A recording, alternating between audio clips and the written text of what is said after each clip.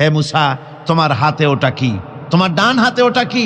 মুসা আলাইহিস সালাম বললেন, হিয়া আসায়া, এটা একটা লাঠি। এই লাঠির উপরে আমি ভর করে দাঁড়াই, এটা দিয়ে আমি পাতা পাড়ি, এই দিয়ে আমি উট ছাগল ভেড়া সংরক্ষণ করি। এছাড়া আরো অনেক কাজ এই লাঠি দিয়ে আমি করে থাকি। আল্লাহ রাব্বুল আলামিন বললেন, মুসারে, তুমি যেটা বলেছ এটাই সব কথা নয়, ওই লাঠির ভিতরে আর একটা কুদরত আছে যা তুমি জানো না। লাঠিটাকে জমিনের উপরে ছেড়ে দাও। মুসা আলাইহিস সালাম লাঠি যখন জমিনের উপরে ফেলে দিলেন, হিয়া হাইয়াতুন তাসআব, লাঠি কি হয়ে গেল? বিরাট অজগর হয়ে গেল। মুসা আলাইহিস সালাম ভয় পেলেন। আল্লাহ রাব্বুল আলামিন বললেন, ভয়ের কারণ নাই, খুযহা ওয়ালা তাখাফ, ভয় পেও না, ওটাকে ধরো। মুসা আলাইহিস সালাম ভয় পেলেন না, আল্লাহ বলছেন ভয় পেও না, ধরো। মুসা আলাইহিস সালাম ভয় করলেন না, ধরলেন, কি হয়ে গেল? লাঠি হয়ে গেল। মুসা আলাইহিস সালাম এই লাঠি নিয়ে ফেরাউন যেখানে তার দলবল নিয়ে, তার জাদুকরদের নিয়ে জাদু দেখাবার জন্য উপস্থিত হলো, সেখানে জাদুকরেরা জাদু মন্ত্রপুত করে সমস্ত লাঠি হাতের কাছে যা ছিল সবগুলোকে তারা সাপ, সিংহ, বাঘ ইত্যাদি বানিয়ে দিল। আর এই জাদু মন্ত্রে তৈরি সাপ, বাঘ, সিংহ গিয়ে ঝাঁপিয়ে পড়ল মুসা আলাইহিস সালামের উপরে। মুসা আলাইহিস সালাম ভয় পেয়ে গেলেন। আল্লাহ রাব্বুল আলামিন বলেন, মুসারে ভয় নাই, বাতিলের সামনে ময়দানে তোমাকে নামায় দিয়া তোমাকে একা আমি ছেড়ে দেই নাই, আমি আল্লাহ রাব্বুল আলামিন তোমার সাথে আছি, ভয় করার কোনো কারণ নাই, হাতের লাঠি ছেড়ে দাও।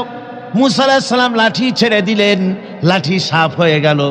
আর যখন হা করলো, জাদুকরদের তৈরি করা সমস্ত সিংহ, বাঘ আর সাপগুলি মুসা আলাইহিস সালামের লাঠির পেটের মধ্যে ঢুকে গেল।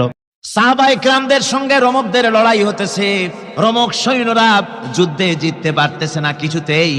এরপরে তারা গোয়েন্দা বিভাগের লোক পাঠায় দিল, এদের সঙ্গে জিততে পারি না কেন, একটু খুঁজে দেখে আসো রাত্রে এরা করেটা কি। গোয়েন্দা বিভাগের লোক সারা রাত ঘুরে ঘুরে তারপরে এসে রিপোর্ট করলো।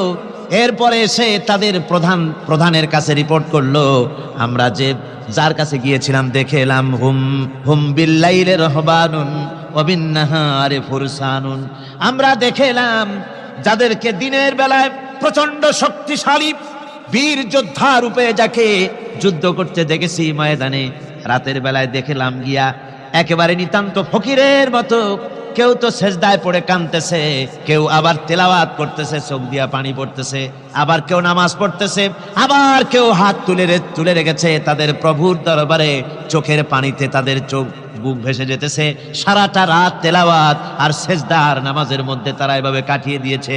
সেনাপতি এই রিপোর্ট শোনার পরে বললেন, ও গোয়েন্দা বিভাগের লোকেরা, আমার রোমক সৈন্যরা শোনো, যে জাতির নৈতিক মান এত উচ্চে, ওই জাতির সঙ্গে যুদ্ধ করা মানে আমাদের আত্মহত্যা করার শামিল। এদের সাথে কিছুতেই আমাদের পক্ষে পারা সম্ভব না। হ্যাঁ, এদের সাথে পারা যাবে যদি এই সম্পর্ক নষ্ট করে দেওয়া যায়। আল্লাহর সাথে তাদের এই গভীর সম্পর্ক যেটা আছে, এই সম্পর্ক নষ্ট করে দিতে হবে, তাহলেই কেবলমাত্র সম্ভব হবে। এদের নৈতিক চরিত্র ধ্বংস করার জন্য প্রচেষ্টা চালাও, তাহলে হয়তো আমরা কামিয়াব হতে পারব। আমার বন্ধুগণ, একদা সুখদায়ক প্রমোদা বদন, দর্শন করিব ঝরিল নয়ন, হেসে কহে সে রূপসী সবিস্ময় মন, কহ দেখি মহাশয় কহ কি কারণ, বিষয় বিরাগী তুমি ভুবনে প্রচার, কি হেতু জন্মিল তব মানস বিকার, সামান্য ললনা রূপ করি দর্শন, উচিত না হয় তব অশ্রু বরিশন। বুজুর্গ ব্যক্তি ওই মহিলার দিকে তাকিয়ে তাকিয়ে কাঁদতেছেন। সুন্দরী মহিলা বলেন, আল্লাহর বুজুর্গ বান্দা, আপনি এলাকার ভিতরে বুজুর্গ এবং পীর হিসাবে, বুজুর্গ ব্যক্তি হিসাবে আপনি বিখ্যাত। আজকে আমাকে এখানে দেখে আপনি আমার দিকে তাকায় আমার রূপ উপভোগ করতেছেন আর কাঁদতেছেন। আপনার মতো সংসার বিরাগী মানুষ আমার মতো একটা সুন্দরী মেয়েকে দেখে ভাবে কাঁদা ঠিক না। বুজুর্গ ব্যক্তি বলছেন, হেসে কহিলাম বালে করহ শ্রবণ, নেত্র ঝরে তব হেতু ভেব না এমন, যে শিল্পী রচিল ওই সুধাংশু বদন, তাহার তরে ঝরে নেত্র নয়নে জীবন। ও আল্লাহর বান্দি, আমি তোমাকে দেখি কান্দি না, আমার চোখে পানি বেরিয়ে গেছে।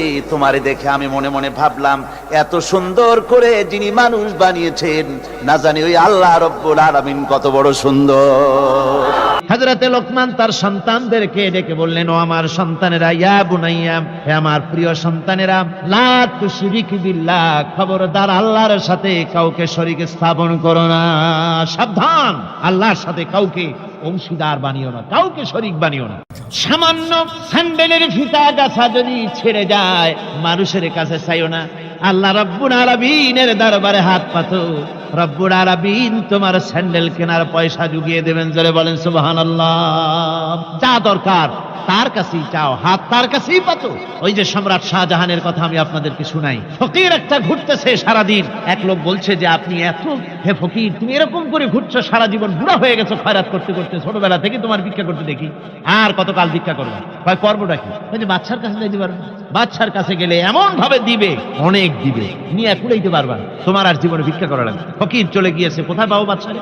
কয়, দেখো মসজিদে পাবা। এখন তিনি নামাজ চলে গিয়েছে সেখানে, দায়া মসজিদের বারান্দায় দাঁড়ায় দেখে সম্রাট শাহজাহান হাত পেতে মোনাজাত করতেছেন, চোখের থেকে পানি পড়ে দাড়ি ভিজে ভিজে পড়ে। মোনাজাত শেষ করে বাদশা যখন বাইরে নেমেছেন, তখন ফকির তাকে সালাম দিয়ে চলে যান। বাদশা বলছেন, তুমি আমাকে সালাম দিয়ে চলে যাচ্ছ, তুমি তো ভিক্ষুক, আমার কাছে তো সমস্ত ভিক্ষুকই আমার কাছে চায়, ভিক্ষুক তো ভালো, ধনীরাও আমার কাছে চায়, তুমি ভিক্ষুক মানুষ আমার কাছে তুমি চাইলে না, সালাম দিয়ে চলে যাও। ফকির বলতেছেন, যা পানা, সত্যি কিছু চাইতে এসেছিলাম, কিন্তু আমি আপনাকে দেখার পরে আমার চিন্তার পরিবর্তন হয়ে গেছে।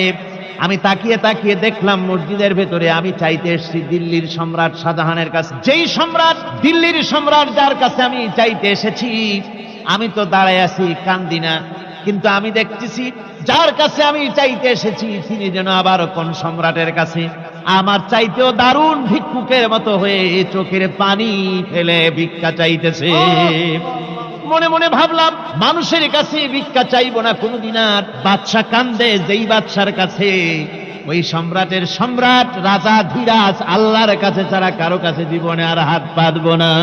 হযরত আবু হুরায়রা রাদিয়াল্লাহু তাআলা আনহু একবার রাসূল করিম সাল্লাল্লাহু আলাইহি ওয়াসাল্লামের দরবারে কাঁদতেছিলেন। হুজুর জিজ্ঞেস করলেন, আবু হুরায়রা তুমি কাঁদো কেন? হযরত আবু হুরায়রা বলেন, হুজুর আমার মা আমাকে মেরেছে, আমি সেই জন্য কাঁদতেছি। হুজুর বলেন, মা তোমাকে মারলো কেন? কোনো বেয়াদবি করেছো নাকি? তিনি বললেন, না কোনো বেয়াদবি করি নাই, তবে মারলো কেন? হযরত আবু হুরায়রা বলেন, হুজুর আমার মা হচ্ছেন মুশরিকা, আমার মা কাফের। আমি অনেক রাত হয়েছিল বাড়ি ফিরতে, আমার মা জিজ্ঞেস করলো, এত রাত কোথায় ছিলি? আমি বললাম, মা তাম পৃথিবী যে কদম মোবারক চুমতে পারলে নিজেকে ধন্য মনে করে, আমি সেই রাসূলের দরবারে ছিলাম, আসতে দেরি হয়ে গেছে। ইয়া রাসূলুল্লাহ, আপনার নাম শোনা মাত্র আমার মায়ের গায়ে আগুন জ্বলে গেল। সহ্য করতে না পেরে আমাকে মায়ের আরম্ভ করে দিল। বলল, আবু হুরায়রা, হয় আমার বাড়ি ছাড়বি, না হয় মুহাম্মদ সাল্লাল্লাহু আলাইহি ওয়াসাল্লামের ঘর ছাড়বি, কোনটা করবি কর। আমি বললাম, মা তোমার গায়ে যত শক্তি আছে সমস্ত শক্তি দিয়ে তুমি আমাকে প্রহার করো, আমি তামাম তোমার বাড়িটা সুদ্ধা তামাম দুনিয়া ছেড়ে দিতে পারি, কিন্তু রাসূল পাক সাল্লাল্লাহু আলাইহি ওয়াসাল্লামের কদম মোবারক ছাড়তে পারি না। ভাইরা আমার, হযরতে আবু হুরায়রা কাঁদতেছেন। আল্লাহর নবী বলেন, তুমি কাঁদো কেন? তোমার মা তোমাকে মেরেছেন, আমি এখানে কি করব? এখানে তো আমি কোনো দখল আন্দাজ করতে পারি না, আমি কি করতে পারি? এখানে ইন্টারফেয়ার তো আমি করতে পারি না, মা তোমারে মেরেছে। হযরত আবু হুরায়রা বলেন, ইয়া রাসূলুল্লাহ, মায়ের বিরুদ্ধে কোনো নালিশ করার জন্য আপনার কাছে আমি আসি নাই। বলে, কেন এসেছো? হযরত আবু হুরায়রা বলেন, হুজুর এসেছি এই জন্যে, আমি জানি আপনি যদি আল্লাহর দরবারে কোনো ব্যাপারে দোয়া করেন, আল্লাহ রাব্বুল আলামিন তা মঞ্জুর করে নেন।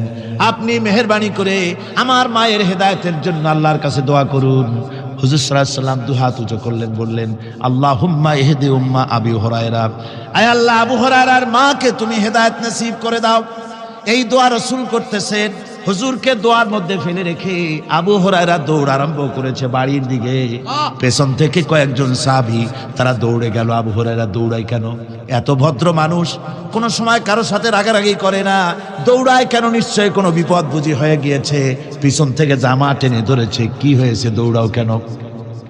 হযরত আবু হুরায়রা বলেন, আমার জামা ছেড়ে দাও, আমাকে দৌড়াতে দাও।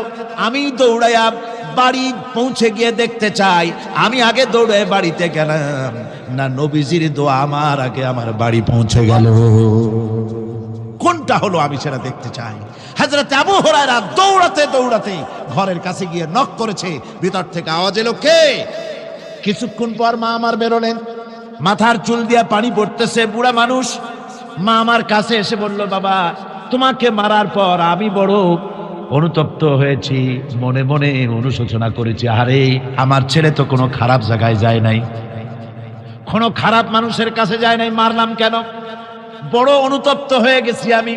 এই অনুশোচনা করে আমি এই মাত্র গোসল করেছি, আমাকে নিয়ে চলো তুমি বিশ্ব নবী রাসূলুল্লাহর দরবারে।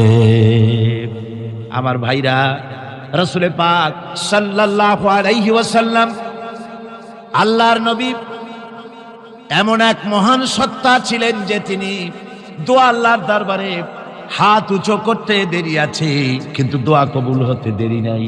কুতুবে সুবহানী শেখ মহিউদ্দিন আব্দুল কাদের জিলানী রাহমাতুল্লাহ আলাইহি তিনি বলেছেন, মুনাজাত করতে গিয়ে আবেগে বলেছেন, রব্বুল আলামিন তুমি যদি দয়া করে আমাকে জান্নাত দাও, আর তোমাকে যদি আমি না পাই, তুমি যদি আমার সঙ্গে দেখা না করো, আমারে যদি কথা না বলো, তাহলে এই জান্নাত আমার কোনো লাভ নাই।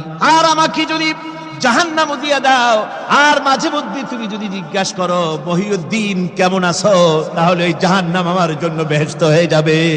আয় আল্লাহ, আমি শুধু তোমারই চাই। আল্লাহর নবী বললেন, মহিলা তুমি অপরাধ করেছো, কিন্তু তোমার গর্ভস্থিত সন্তান তো কোনো অপরাধ করে নাই, সুতরাং তোমার উপরে শরীয়তের হদ জারি করা যাবে না, ডেলিভারি হোক, তারপরে বিচার হলো। মহিলা চলে গেল আফসোস করতে করতে যে আমার বিচার হলো না, যদি এর মধ্যে আমি মরে যাই তাহলে জেনা করেছি, দুনিয়ার শাস্তি তো সহজ, পাথর মেরে উড়িয়ে দেবে, সঙ্গে সার করবে, এটা তো সহজ, কিন্তু কিয়ামতের ওই কঠিন জাহান্নামের আগুনে জ্বলতে পারবো না। মহিলাটি সন্তান ডেলিভারির পরে মহিলা চলে এসেছে রাসূলের কাছে, হুজুর এই সে আমার বাচ্চা ডেলিভারি হয়েছে, আপনি মেহেরবানি করে আমার উপরে হদ জারি করেন, শাস্তি দেন। আল্লাহ নবী বলেন, মহিলা তুমি অপরাধ করেছো, কিন্তু তোমার সন্তানের হক আছে, তোমার বুকের দুধ 2.5 বছর পর্যন্ত সে পান করবে, আমি তার হক নষ্ট করতে পারি না। মহিলা আবার চলে গেল কাঁদতে কাঁদতে, যদি এর মধ্যে মরে যায়, 2.5 বছর যেতে পারে নাই, তার আগেই মহিলা ওই বাচ্চাটাকে কোলে নিয়ে হাতে একটা রুটি দিয়া হুজুরের কাছে আসছে। কত পেরেশানি দেখেন। মহিলা এসে বলেন, ইয়া রাসূলুল্লাহ, আমার এই বাচ্চা এখন দুধ ছেড়ে দিয়েছে, সে রুটি খাইতে পারে, হুজুর আর দেরি করবেন না, এই শাস্তি না নিয়ে যদি মরে যায়, জাহান্নামের কঠিন আযাব আমি ভোগ করতে পারবো না। আল্লাহর নবী ওই মহিলাকে অর্ডার দিয়া দিলেন, একে বুক পর্যন্ত মাটির মধ্যে গেড়ে দিয়া চতুর্দিক থেকে পাথর নিক্ষেপ করো। মহিলাকে নিয়ে তাকে বুক পর্যন্ত মাটির ভিতরে গেড়ে দিয়া চতুর্দিক থেকে যখন পাথর নিক্ষেপ করা হচ্ছিল, রক্ত ছিটে এসে একজন সাহাবীর গায়ে পড়ায়, সাহাবী মহিলাকে ভৎসনা করলেন। আল্লাহর নবী বললেন শুনতে পেরে, নবীজি বললেন, ও সাহাবী ভৎসনা করো না, বরং এই মহিলার তওবা আল্লাহ রাব্বুল আলামিন এমন ভাবে কবুল করেছেন, যদি সে তওবা দুনিয়ার সব মানুষকে ভাগ করে দেওয়া যায়, তাহলে সমানভাবে ভাগ করে দেওয়া যাবে। 60,000 সৈন্য তাদের অশ্ব নিয়ে, তাদের উষ্ট্র নিয়ে, তাদের মালপত্র নিয়ে, জিহাদের সামান নিয়ে শ্রাবণের খরস্রোতা নদী, উত্তাল তরঙ্গমালায় ভরা নদীর উপর থেকে এই সাহাবীরা পাড়ি দিয়ে ওপার চলে গেলেন। ওপার যাওয়ার পরে হযরতে সাদ বলছেন, তোমাদের কেউ কি হারায় গেছে নাকি?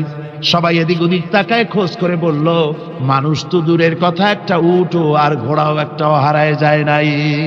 একজন বলল, আমার একটা পেয়ালা, যে পেয়ালা আমি পানি পান করতাম, সেই পেয়ালাটা তুফানে ছিটকে কোথায় চলে গেছে, ওইটা হারায় গেছে। হযরতে সাদ বলেন, মুজাহিদের কোনো জিনিস দরিয়া নিতে পারে না, অবশ্যই তা ফেরত আসবে। এই কথা তিনি বলতেছিলেন, হঠাৎ করে দরিয়ার কিনারে একটা আওয়াজ হলো, দেখা গেল তুফানের ভিতরে সেই হারানো বাটিটা তাদের মধ্যে ফিরে এসেছে। আল্লাহু আকবার। মুজাহিদদেরকে সাহায্য করেন স্বয়ং আল্লাহ রাব্বুল আলামিন। আফ্রিকার জঙ্গলের কাছে ভিন্ন ইতিহাস, জঙ্গলের কাছেই মুসলমানদেরকে থাকতে দেওয়া হয়েছে। মনে করা হয়েছিল জঙ্গলের সমস্ত হিংস্র প্রাণীরা এই মুসলমানদের শেষ করে দেবে, যুদ্ধ করা লাগবে না। হযরতে সাদ সে অবস্থা বুঝতে পারলেন, তিনি একটা মঞ্চ তৈরি করলেন। সেই মঞ্চের উপরে দাঁড়ায় জঙ্গলের প্রাণীদের দিকে লক্ষ্য করে তিনি নোটিশ জারি করে দিলেন, বললেন, ইয়া আইয়াতুহাল হাশারাত ওয়াস সিবাউ নাহনু আসহাবু রাসূলুল্লাহ সাল্লাল্লাহু আলাইহি ওয়াসাল্লাম। হে জঙ্গলের হিংস্র প্রাণীরা, আমরা আল্লাহ রাসূলের সাহাবী ফাইন্না নাজিলুনা ফামান ওয়াজাদনা বাদাহু কাতালনাহু, আমরা রাসূলের সাহাবী, এইখানে আল্লাহর দ্বীনকে কায়েম করার জন্য আমরা এসেছি আল্লাহর কলেমার আওয়াজ নিয়ে, আমরা এখানে রাত কাটাবো।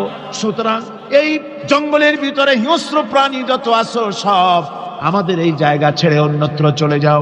আফ্রিকার জঙ্গলি মানুষেরা চিন্তা করলো, মানুষের কথা কি জঙ্গলি প্রাণীতে শোনে নাকি, পাগলে কয় কি? তারা তাকায় তাকায় দেখলো হযরতে সাদের এই ঘোষণার পরে বাঘের কাতারে বাঘ, সিংহের কাতারে সিংহ, সাপের কাতারে সাপ, যার যার ডিম আর বাচ্চাগুলি মুখে কামড়াইয়া সাহাবীদের এলাকা ছেড়ে দিয়ে তারা অন্যত্র চলে গেল। আমার মুসলমান ভাইরা, এই ছিল মুসলমানদের ইতিহাস। দ্বীন প্রতিষ্ঠা করার কাজে মুসলমান এগোলে আল্লাহই মদদ করেন। কে মদদ